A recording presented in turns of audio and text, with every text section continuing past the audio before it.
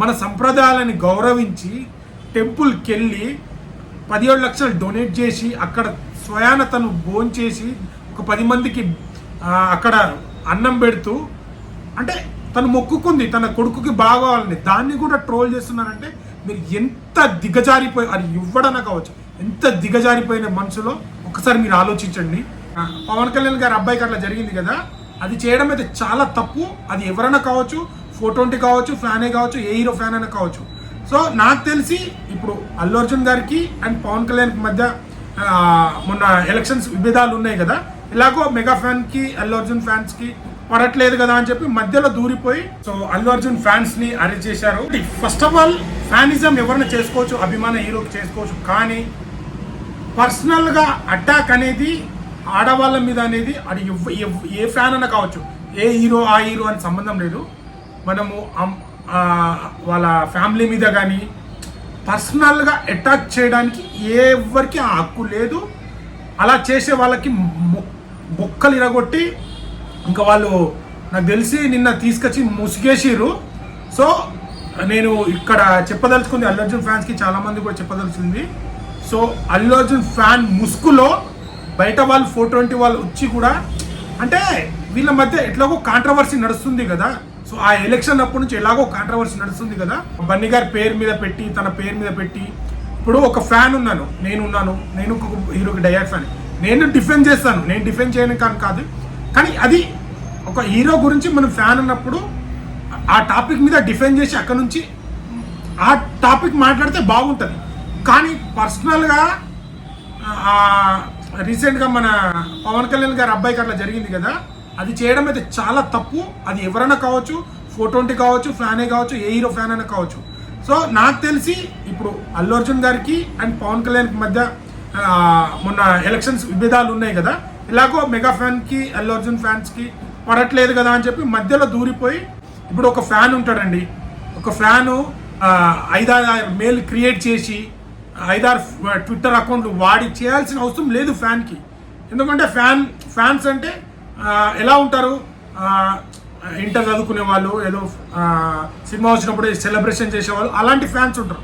మరి ఇంత నీచంగా దిగజారిపోయి మాట్లాడే వాళ్ళైతే ఎవరు ఉండరు అనుకుంటా. సో మేబీ ఇది కుట్రలో భాగమే అనుకుంటా. ఇంకోటి ఏంటంటే నిన్న అతను తీసుకొచ్చినప్పుడు ఫోటో కూడా అది రివీల్ చేయలేదు.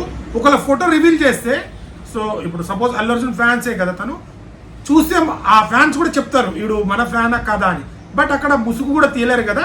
సో ముసుగు తీసినా తీయకపోయినా ఇట్లా ఆడవాళ్ళ మీద ఆ బాబు మీద చేయడం, ఇంకా వాళ్ళు వచ్చి అక్కడ కేసు చేసి ఏదో చేశారు, బొక్కలు ఇరగొట్టాలి ఇట్లా అంటాడు. అప్పుడే ఇంకోళ్ళకు చేయకుండా సిగ్గు వస్తుంది.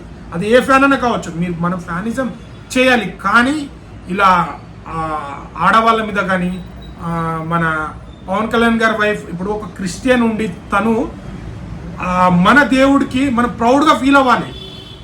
వెంకటేశ్వర స్వామి దగ్గరికి వెళ్ళి 17 లక్షలు డొనేషన్ చేసి తను ఒక ప్యూర్ క్రిస్టియన్ ఉండి వేరే దేశం అమ్మాయి మన తెలుగుని పెళ్లి చేసుకొని ఇక్కడ మన సంప్రదాయాలని గౌరవించి టెంపుల్కి వెళ్ళి 17 లక్షలు డొనేట్ చేసి అక్కడ స్వయాన తను భోంచేసి ఒక 10 మందికి అక్కడ అన్నం పెడుతూ అంటే తను మొక్కుకుంది తన కొడుకుకి బాగోవాలని, దాన్ని కూడా ట్రోల్ చేస్తున్నారంటే మీరు ఎంత దిగజారిపోయి అది ఇవ్వడన కావచ్చు, ఎంత దిగజారిపోయిన మనసులో ఒకసారి మీరు ఆలోచించండి. నాకు ఇంకోటి ఏంటంటే తను అల్లు అర్జున్ ఫ్యానా అంటే రివీల్ చేస్తే ప్రతి ఒక్కరికి తెలుస్తుంది కదా. సో ఇప్పుడు మేము చాలామంది డయట్ ఫ్యాన్స్ ఉంటాం, చూస్తే చెప్పగలం వీడు ఫ్యానా కాదా అని. సో ఈ ముసుగులో చాలామంది వస్తున్నారు. బట్ ఏ ఫ్యాన్ అయినా అలాంటి చేయడానికి మనం ఎంకరేజ్ చేయొద్దు, అలాంటి వాళ్ళకి సపోర్ట్ కూడా చేయొద్దు. అది ఏ ఫ్యాన్ అయినా కానీ ఎప్పుడైనా కానీ మనం ఒక టాపిక్ వచ్చినప్పుడు ఇప్పుడు నేను కూడా మాట్లాడినా ఏది పవన్ కళ్యాణ్ గారికి మెగా ఫ్యాన్కి అల్లు అర్జున్ ఫ్యాన్స్కి డిఫెండ్ ఎలక్షన్ విషయంలో ఎందుకు వెళ్ళాడు ఇది అట్లా వచ్చినప్పుడు నేను కూడా డిఫెండ్ చేసిన. ఒకరు మాట్లాడుకున్నారు, అది తప్పించి అంత నిజంగా మాట్లాడలేరు. కొంతమంది పవన్ కళ్యాణ్ ఫ్యాన్స్ కూడా మాట్లాడారు, కొంతమంది అల్లు అర్జున్ కూడా ఫ్యాన్స్ మాట్లాడారు, అంటే నీచంగా మాట్లాడారు కొంతమంది. బట్ అంతా ఇప్పుడు వీళ్ళని చేశారు కదా, వాళ్ళు కూడా చాలా నీచంగా ట్రోల్ చేసిన కొన్ని వీడియోస్ ఉన్నాయి, వాళ్ళని కూడా తీసి బయట పెట్టాలి. అప్పుడు ఎవరు మధ్యలో 420 వచ్చి చేశారా లేకుంటే కావాలని ఎలాగో గొడవ నడుస్తుంది వీళ్ళు చేస్తున్నారా అనేది మనకి బయటపడుతుంది. సో మళ్ళీ మన బండి ఫ్యాన్స్ అందరికి చెప్తున్నాను, మనం పర్సనల్గా ఎవరిని టార్గెట్ చేయదు.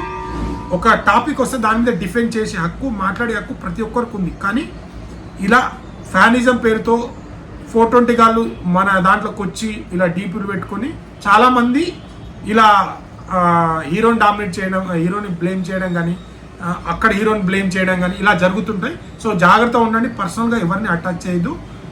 సో వీడియో నచ్చితే లైక్, షేర్, సబ్స్క్రైబ్ చేయడం మాత్రం మర్చిపోకండి. Thank you so much.